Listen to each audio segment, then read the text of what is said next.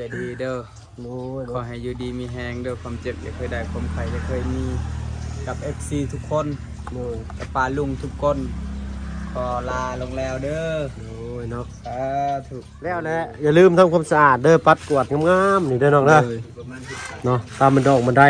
เฮ็ดแต่ทั้งในทั้งเฮือนพุ่นแหละเวลาแขกคนมาอยู่เขาจังปัดกวาดข้างบนเนาะมันสิรุดลงมาตามปองถึงตาเพิ่นเนาะและได้เฮ็ดจบเงินน้ำเลยเนาะลูกติ่งเรือบ่ฮะมันสิบ่ได้ไดถึงมือกันเลยเปล่าไปสิเป็นลิ้นถึงมือคือกันบ่ว่าบางมือเพิ่นก็มาลิ้นน้ำบางมือเพิ่นก็บ่มา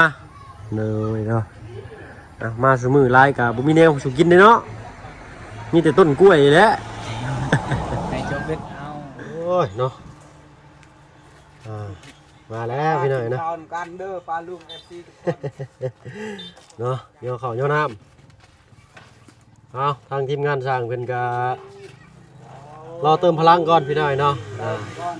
ทางน้องซ้อนเพิ่นนั่นเอาเติม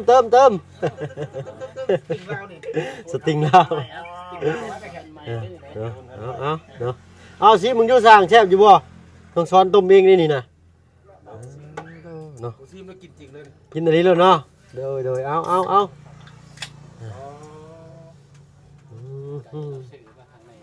ไปซื้ออยู่เวียดผู้ใดเหนื่อยแสดงผู้พากันไปกินนี่โตว่ะเงานอนมันน้ำรถเกือบตกรถช้ำซื้อห่านแม่ใจดีได้นี่ได้ซื้อห่านแม่ใจดีซื้อห่านเจอารมณ์ดีเนาะแล้วเราบ่ต้องช้อนแล้วหรือบ่ยังขาดเรือยังย่อเพิ่นให้เบิดน้ำซุปก็มีบ่โอ้มีน้ำซุปอีกเนาะข้างในอันนี้นี่เนาะนี่น้ำต้มเนาะเอา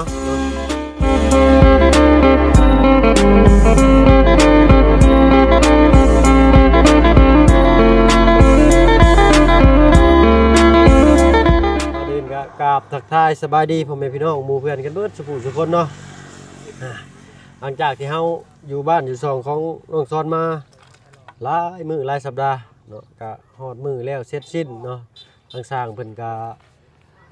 สิได้ไปทางบ้านน้องนางน้อยพี่น้อยเนาะติดตามเบิ่งน้ำเพิ่นอีกเนาะก็เป็นทางบ่บุญสารวันเพิ่นเนาะได้รับหน้าที่เป็นสะพานบุญให้ทางบ้านน้องนางน้อยเพิ่นพี่น้องเนาะอะไรก็ลุ้นกันอีกว่าบ้านน้องไม้น้องทายนี้เนาะสิได้สร้างชุดนี้หรือบ่จะได้กันให้ปาลุง FC คอมเมนต์เข้ามาเบิ่งเนาะว่าสร้างนี่เพิ่นเฮ็ดงานว่องไวเนาะแล้วก็สวยสดงดงามบ่เนาะประมาณนี้พี่หน่อยเนาะมันได้ก่อนพี่หน่อยเนาะให้ทางนอกเพิ่นกินข้าวกินน้ำก่อนก็แล้วกันพี่หน่อยเนาะมาแล้วกินน้ำกันให้เอาก่อนเนาะ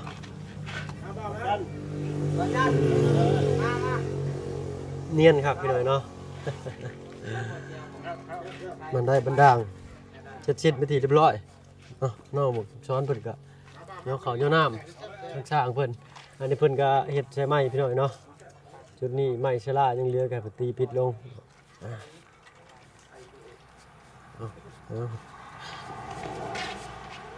ฝั่งนี้อีก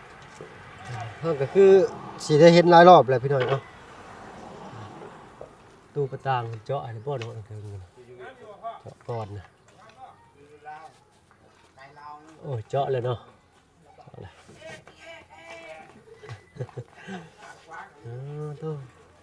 คือได้ยินเสียงไก่ห้องเมื่อกี้นี่ยังบ่ตายบ่ไก่นี่เนาะ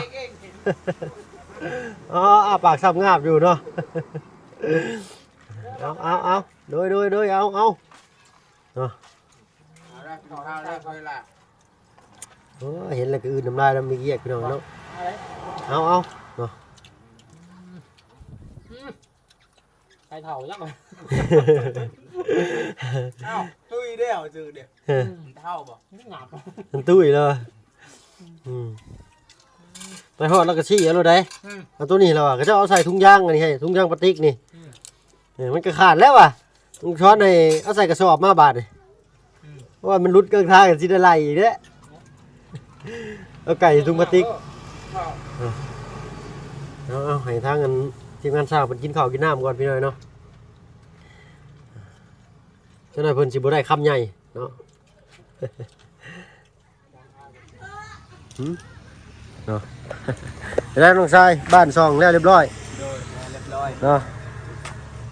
เอาสบายดีปะลุงอยู่ฮะ สบายดีปลาลุง เนาะว่ายังตื่นเต้นอยู่พี่หน่อยเนาะ โดย เป็นไงน้อง งาม งามอยู่เนาะอ๋อเนาะอ๋อลึ อ๋อลึก ลูกไปใช้กับบุมีเขาเสียนตับมือพี่หน่อยเนาะ โดย แล้วแหละอย่าลืมทำความสะอาดเด้อปัดกวาดงามๆนี่เด้อน้องเด้อเนาะตามมันดอกมันไดเฮ็ดแต่ทั้งในทั้งเงื่อนไปแหละเวลาแขกคนมาอยู่เขาจังปัดกวาดข้างบนเนาะมันชีรุดลงมาตามปองถือตาเพิ่น โดย เนาะ โดย และได้เฮ็ดจบเงินน้ำเลยเนาะ โดย ทุกติ่งเหลือบ่หันบ่ขึ้นไปกระซังมันสิคุลงใส่หัวเพิ่นอยู่ลุมเนาะ ข้างนึงนี่ ขึ้นครึ่งหนึงเนาะ เอาพี่น้อยเนาะตามที่ป้าลุง FC เนาะอยากให้เฮ็ดราวบันไดเนาะเนี่ยนะคักขนาดเลยเนาะเวลาต้องสอนสิ่งมึงก็คักได้ผิดพลาดบ่ได้ เนาะเนาะ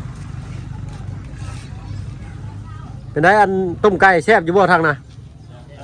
แซ่บเนาะไผต้มไก่นี่ ให้ต้มเอง จะต้มเองบ่โอ้เห็ดกินเป็นเชยแล้วเราก็ได้เนาะ ไก่ยังอยู่หลายปีโทษ ไก่อยู่หลายปี ไก่ตีครับมันหยาบนิดนึงบ่เป็นคือกันจำเป็น จะเป็นต้องเห็ดเนาะ พี่หน่อยเนาะเอาบาดนี้งานเลี้ยงก็ย่อมมีวันเลิกลาเนาะถ้าง่ายก็สิแวะเวียนเข้ามาอยู่เนาะแต่ก็เป็นโดนเท่อนึง โดย เนาะสิคิดฮอดกันอยู่บ่นี่เนาะคือได้ยินว่าอันทางเจ้าถ้าว่าจำไก่กินไก่แล้วผู้สาวสิมักเราอะพี่น้อยเนาะ เมียนอลีแล้วดิเคยว่าเนาะโอ้ยเนาะเฮือนแล้วเดี๋ยวอยากได้เมียแล้วบาดเดี๋ยวพี่น้อยเนาะธรรมดาคนเฮากะเนาะกับปกติน้องเพิ่นแหละเนาะอยู่ผู้เดียวก็เหงา ใส่เล็บอยู่มีสิได้มี อ้าวเนาะกันย่างซ่อนท้ายกันแล้วเปล่า โอ้ยบ่ให้ เธอ ก่อนท้ายจะได้รถจักรนะ จักอันนี้ก็เรียบร้อยเลยเนาะอ้าวถ้าในเฮือนไฟอันเฮือนเจ้าเปิดดับเบิลไฟเอา บ่ได้แล้วมันยังบ่ได้ออกแล้ว มันยังบ่ได้ออกแดดไปถ้าย่างไปเบิ่งอยู่ว่ามันแตกมันยังใช้แรงงานได้อยู่บ่เสานี่ก็เรียบร้อยเด้อพี่น้อยเนาะทั้งสร้างเพิ่นก็เฮ็ดให้เรียบร้อยเนาะมันเปิดบ่ได้บ่น้อง โดยบ่ได้แล้ว บ่ได้เลยแล้วกันถ้าเฮาไปตากแดดก็สิได้บ่ โดยได้อันตากแดด เนาะ ยังไปตากแดด มื้ออื่นก็ออกไปตากเด้อมื้ออื่นเด้อ โดย โอ้หมวกนี่เคยจำได้หมวกผู้สาวได้นี่เนาะ โดย เฮ้โอ้ธรรมดาได้นี่เนาะเก็บไว้เป็นที่ระลึกบ่น้อง มีเช้า ฮะ มีเช้า หมูผู้สาวมีแต่หมู่คู่บ่ โดย เนาะทางป้าลุงก็ว่าเนาะน้องช้อนอยากลบหน้าลบตาช่วงนี้เนาะก็ขอโทษขออภัยเด้อพี่น้องเนาะก็เข้าใจแหละพี่น้อยเนาะเพราะว่าน้องเพิ่นก็เมื่อยได้พี่น้อยเนาะบางทางเอาเข้ามากก็น้องเพิ่นก็ต้อนรับตลอดเนาะ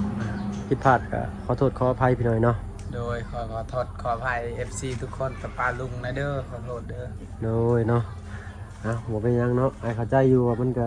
ต้องเมื่อยกันนั่นแหละเนาะ โดย เขาไว้ต้องซ้อนอยู่กับซอยจับซอยบ้านน้ำชางเพิ่นอยู่พี่น้อยเนาะมื้อนี้ก็พาไปชายแดนผู้ ไปซื้อกันไก่มาตุ้มให้ช้างพี่น้อยเนาะตอนแรกก็ไปรถน้ำเพิ่นว่าเนาะเอ้าชวนขนาดนี้นี่ไปน้ำเพิ่นซะพี่น้อยเนาะไปก็ไปซื้อเอาไก่เนาะโอ้ไก่เติบได้จากนี้ไปก็20กว่าโลเนาะมีรถจักรจ้องเช้าออนไปพี่น้องเนาะก็มีแต่ล่อถ่าฟืนไฟนี่แหล้วพี่น้อยเนาะ โดย ได้ฟืนได้ไฟเลยก็จังวางกันอีกเท่านึงพี่น้อยเนาะทางหมอบุญก็ดำเนินการอยู่เนาะส่งไปเลยบ่ใบเนาะ ส่งแล้ว ใบทีให้เช็ดอะไร โดย อิ่มเลยบ่กินข้าวกินนี่ ยืนได้ อิ่มเลยเนาะ เป็นได้เฮือนก็ขึ้นงามเลยบัดมื้อแรงมื้อเช้าเต็มแจวแซวอีกบัดนี่ บ่ได้ ฮะบ่สิบ่ได้ ถึงมือกันเลยเปล่าไปสิเป็นลิ้น ถึงมือคือกันบ่ว่าบางมือเพิ่นก็มาลิ้นน้ำบางมือเพิ่นก็บ่มาเลยเนาะมาซุมื้อหลายก็บ่มีแนวสุกินเด้เนาะมีแต่ต้นกล้วยแหละ ในจบเบ็ดเอา บิดบ่กล้วยไปกินชมเอาแล้วเนาะ โดย กินชมก็ต้องพริกเป็นหน่วยได้บาทเลย โดย เนาะปืนไฟกับพวกนี้พี่น้องเนาะนั่นได้เบิ่งคักแล้วบ่ถือหูสุดตาอยู่บ่คักเลยเนาะ โดย ขอบคุณขอบใจช่างเพิ่นหลายๆพี่น้อยเนาะบ่มีช่างเพิ่นเนาะก็บ้านหลังนี้ก็บ่เกิดขึ้นมาเนาะแล้วก็บ่มีทางผู้ใหญ่ใจดีอีกอุปกรณ์ข้าวของก็สำคัญที่สุดพี่น้อยเนาะถ้าบ่มีองค์ประกอบนี้ก็คือสิบ่ได้มาปานนี้พี่น้อยเนาะทางน้องซ้อนก็ได้ติดต่อบุญแทนคุณผู้ใหญ่เป็นไรก็ขออย่างเดียวเด้อบ่ให้ไปยุ่งเกี่ยวกับยาเสพติดน้องๆเนาะ โดย ตัวนี้ตัวเดียวนี่แหละเนาะทาง FC ปะลุงเพิ่นก็ว่าน้องซ้อนบ่อยากให้เปลี่ยนไปเนาะอยากให้เป็นคือเก่าเนาะหักแพงเนาะทางเฮาก็คิดหักแพงทางน้องเพิ่นนั่นแหละพี่น้อยเนาะทางเขามาเล่นมาหาทางน้องเพิ่นเนาะเวลาพวกอ้ายเข้ามานี่เมื่อยบ่เนาะ บ่ได้เมื่อยคือกัน บ่เมื่อยเนาะ จับอันนั้นจับอันนี้ให้สร้างนะบัดนี้ มันก็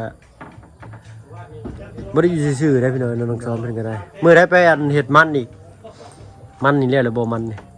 ยังหาเงินอยู่หาเงินซีดยามัน สิฉีดหญ้ามันบ่ หมูหมดซีดแล้วเฮ็ดนี่เฮาไปนั่นนะเฮาไปอยู่นั่นตอนนั้นมันเขาซีด ทางไปเอาน้ำมันบ่ อืม เขาเพิ่นฉีดบ่นะ เพิ่นซีดแล้วเด้เพิ่นเอาหอย อ๋อเพิ่นฉีด เพิ่นบ่ ทำ ให้ ยา เข้า อืม เข้าแล้วยันเป็นไข้ โอ้ถึกยาฆ่าหญ้านี่เป็นไข้บ่ โดยจอยลง ขนมไปละลายถือกินไปละลายกับห้อยบ่รอดเลยลูก จอย เนาะยาฆ่าหญ้าพี่น้องเนาะอันตรายได้ซะนี่เนาะทางบ้านเนาะบ่ค่อยใช้พี่น้องเนาะแต่ทางนี้เพิ่นใช้อยู่เพราะว่าเพิ่นอยู่เทิงภูเนาะเสียหญ้าก็บ่ไหวแล้ว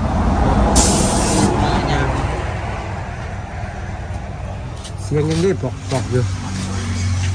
จูดแล้วบ่น้องขยะน่ะไปเบิ่งอยู่ ชุดแล้ว จูดเนาะโอ้ยต้นกล้วยแล้วจนดำเบิดพี่หน่อยเนาะมันบ่ตายบ่น้อง สิตาย ต้นกล้วยนี่ได้ โอ้ย ตายดอก ก็เสียดายแล้วพี่หน่อยเนาะเนาะโอ้บ้านหลังนี้กับพี่หน่อยเนาะเครื่องค่าชิมุงกับบ่มีเอ้ามีแต่มืออื่นเนี่ยทางสร้างเพิ่นสิมาเอาอุปกรณ์เนาะโอ้ยพี่หน่อยเนาะอย่าลืมเก็บทำความสะอาดเด้อสน้องเด้อเนาะขี้เลื่อยนี่ก็กอดโฮมไว้เลยก็เอาไปทิ่มใส่หากกล้วยนี่ก็ได้ โดยมืออื่นสิทำความสะอาด โอเคเนาะเบิ่งเอาแล้วเนาะหมักสวยหมักงามก็เฮ็ดเอา โดยปัดมัดนี่แล้วสาม ไม่เชื้อราน่ะก็เก็บทอดไว้เป็นบอนที่มันบ่หกเด้อน้องเด้อ โดย ไม้นี่สามารถเก็บไว้เฮ็ดคาโต๊ะคาตังหรือว่าเฮ็ดชั้นวางของก็ได้เนาะแบบวางรองเท้าบ่เนาะ โดย ไม้ฟ้ากระจาดอีกก็เก็บไว้ตะปูนี่เผาทิ่มบ่รถ โดย ตัวน้อยยันเด็กน้อยมาแล่นดินเหยียบโอ้ยเนาะเจ็บปวดได้พี่น้องเนาะ อันนี้ข้างนอกเพิ่นก็ลิ้นไม้อันนั้นอยู่เนาะไม้เป็นเศษนี่ก็ไว้ดังฟืนดังไฟได้เด้อนี่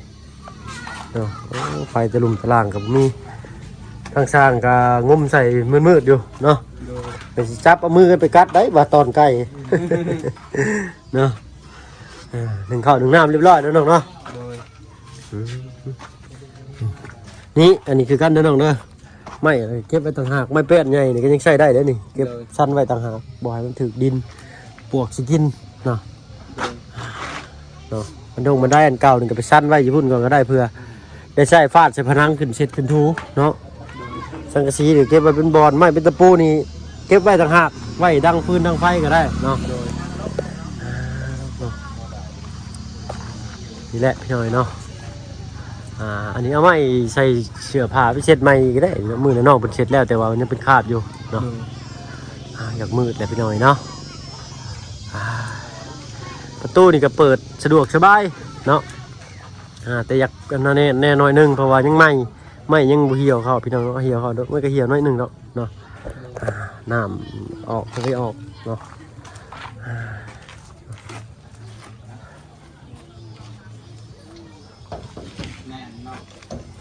แม่นแล้วสั่งมือสมังเนาะ โดย ใส่น็อตยิงพี่น้อยเนาะบ่ได้ใส่ตะปูตอกตัวนี้เนาะ ใส่ตะปูตอกบ่เข้าไม้แข็งโพดแข็งลายไม้เก่า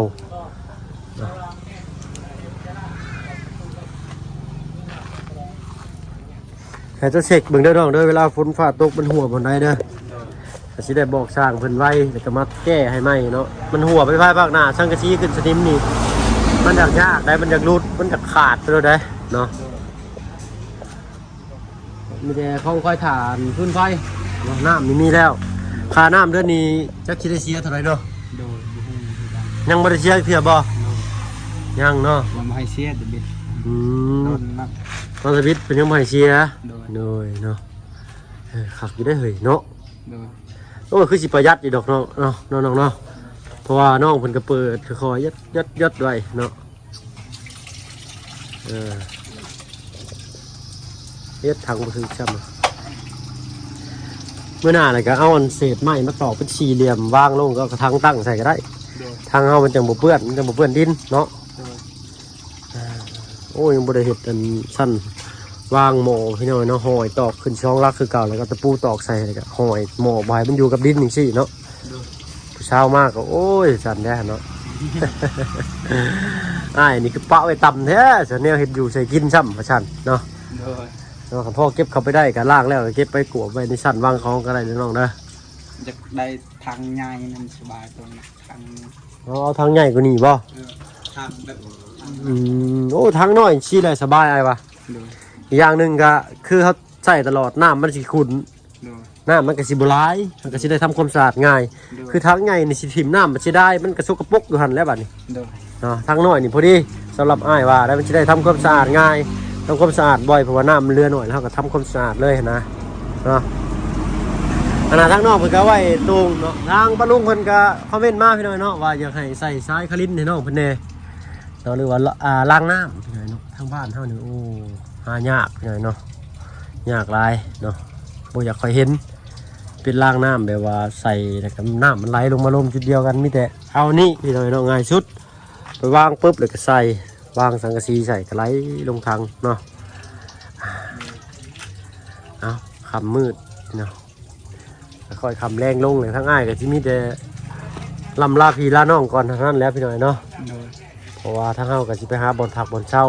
บ่ได้ห้องพักอีนี่ก็จักสิไปนอนไซมื้อนี้ก็ได้นอนอยู่เรือนค่อยนอนนี่บ่เลยเจ้าสิลุกขึ้นมาวีให้บ่ฮ้อนได้3คนโอ้ยจักสิมียังคอยพัดลมเนาะเอาพุ่นแหละฮ้อนมือฮ้อนยามมันก่อนเนาะสิมาเล่นมาแอนมานอนรับฟันดีน้ำน้องเพิ่นอยู่เนาะเพื่อนทั้งเพื่อนนี่ก็มื้อนี้เฮ็ดทำความสะอาดก็ได้เนาะเดี๋ยวอ้ายสิมาบอกอีกเทื่อนึงเนาะ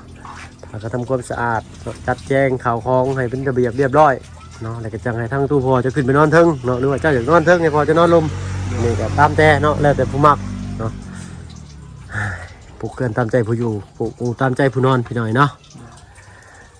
แล้วก็อย่างนึงเนาะให้เจ้าอย่าลืมพับที่นอนทุกมื้อเด้อมาให้เห็นพับที่นอนได้บัดนี้ได้มาทุกมื้ออยู่แล้วเพราะว่าผ่านมาทางนี้ตลอดเนาะพับที่นอนเนี่ยเป็นความเคยชินเด้อน้องเด้อถ้าผู้เช้ามาแต่เช้าอ้าวให้ซ้อนคือพับที่นอนเด้ไปซะบ่ได้เด้อเนาะบ่ได้เด้อเนาะเดี๋ยวมือได้อันบ่ได้คือหมูดอกสำนี้แล้วถึงว่าสิทธิคานก็ส่วนมันก็สำนี้แล้วเนาะนี่ลายก็บ่ได้คือกันแบบเมื่อยมันก็โตธรรมดาความเมื่อยอยู่คู่กับเฮาทุกคนเนาะแต่ว่าอยู่ที่ว่าเฮาสิสู้ต่อบ่หรือว่าสิท้อถอยอยู่เนาะนี่ก็สู้เดียวแหละเนาะพอเจ้าก็อยู่แต่ก็พอที่2คนมื้อหน้าเด้อสิพาไปเอาไม้มาเฮ็ดลาวตากผ้าห่มตากเสื้อสาดหมอนมุ้งให้มันสะอาดเวลามันแดดนะเอามาตากไว้โอ้เวลามันแห้งมันสะอาดมันไหลความอับชื้นคักนี่โอ้มันนอนคักได้น้องไอ้เนาะมันมีกินอับมันบ่ชื้นนอนกับบ่คันอีกเนาะเอาซั่นสำหรับที่นี่ก็ลาป้าเราบุลุงเนาะขอมุกขอบใจทางผู้ใหญ่ใจดีเพิ่นพี่น้อยเนาะอ้าวไม่กับใจดีเด้อขอให้อยู่ดีมีแฮงเด้อความเจ็บอย่าเคยได้ความไข้อย่าเคยมีกับ FC ทุกคนกับป้าลุงทุกคนขอลาลงแล้วเด้อโอ้ยเนาะถูกโอ้ยเนาะเอ้าทางเฮาก็ได้เนาะไม่กับเบิดแต่พี่น้อยเนาะโตไม่เบิดอยากได้ยินได้บ่ก็ขอโทษขออภัยนำหลายๆ นาะสำหรับคลิปนี้ก็เว้ากันลายยากันห่างก็สิขอตัวลาลงแล้วพี่น้อยเนาะพบกันคลิปหน้าคลิปนี้ลาแล้วเอาเป็นว่าสบายดีจ้ะ